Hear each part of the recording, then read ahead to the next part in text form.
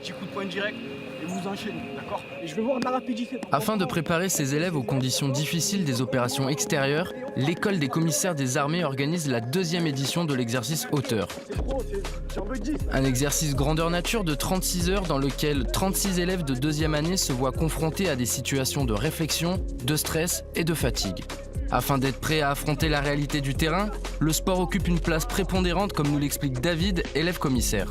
C'est important parce que le commissaire n'est pas seulement dans le bureau, il est sur le terrain, il participe aux activités comme tous les autres soldats et physiquement il doit être apte et avoir la même condition physique que les autres soldats au front. Soufiane, maréchal des logis-chefs et instructeur à l'école des commissaires, partage cette idée.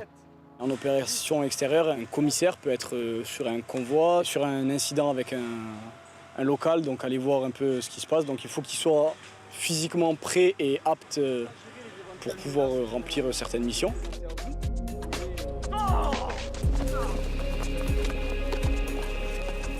Projetés dès leur première affectation en sortie d'école, les élèves commissaires se doivent de connaître les bases d'un militaire, les rudiments d'un combattant, afin d'être familiarisés avec le matériel utilisé.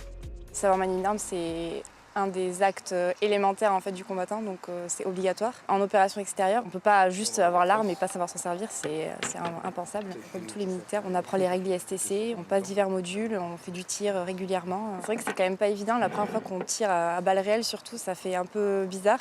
Mais en fait, moi j'ai adoré toutes les séances de tir qu'on a faites, c'est bien. L'exercice hauteur n'est donc pas une évaluation des connaissances acquises lors de la formation académique, mais bien une situation à partir de faits réels. L'objectif, être parfaitement opérationnel. Il faut qu'ils aient déjà l'habitude d'être insérés au milieu des combattants et de savoir la réaction à avoir et comme équipier et comme cadre.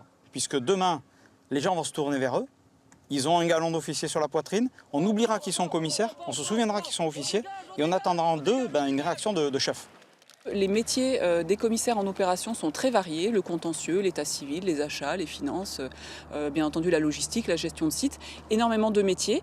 Et du coup, il fallait, dès la formation initiale de nos élèves, pouvoir leur proposer une formation extrêmement pratique. Et cette mise en pratique, elle passait, selon nous, par beaucoup de réalisme, de manière à ce que les élèves se croient en opération et s'approprient vraiment les réflexes qu'ils devront acquérir très très rapidement en opération.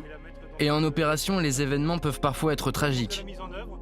Alors là, on a vu toute la procédure en cas de mort au combat. C'est très important pour un commissaire parce qu'on est officier d'état civil en opération extérieure et donc on doit gérer toutes les affaires mortuaires. Son rôle, être en charge de la mise en bière et de la préparation administrative du rapatriement d'un corps. C'est important d'avoir toujours l'initiative dans ce genre de moment et de vraiment y être préparé. On sera certainement projeté dans nos premières ou deuxièmes affectations, donc c'est essentiel avant de sortir d'école d'avoir vraiment une vision concrète de ce que peut réaliser un commissaire en opération et j'espère qu'il y aura d'autres éditions de l'opération hauteur.